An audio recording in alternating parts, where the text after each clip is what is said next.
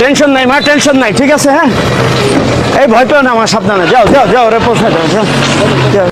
ভুল কেন্দ্রে চলে আসায় শিক্ষার্থীকে সঠিক সময়ে কেন্দ্রে পৌঁছে দিলেন এই পুলিশ কর্মকর্তা।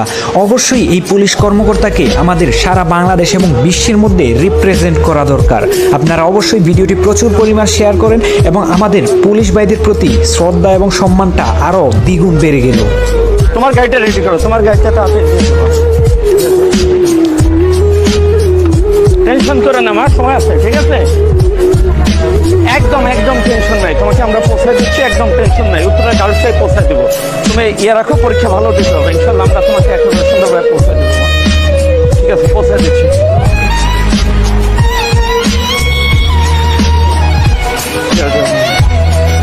হোটাল বাজে, হোটাল দিয়ে দিতে হলো না। যাও মা, উঠো উঠো। তো এর প্রবেশপত্র কই? এদিকে দাও, এদিকে দাও, এদিকে। এই ঠিক আছে, টেনশন নাই মা, টেনশন নাই, ঠিক আছে? হ্যাঁ।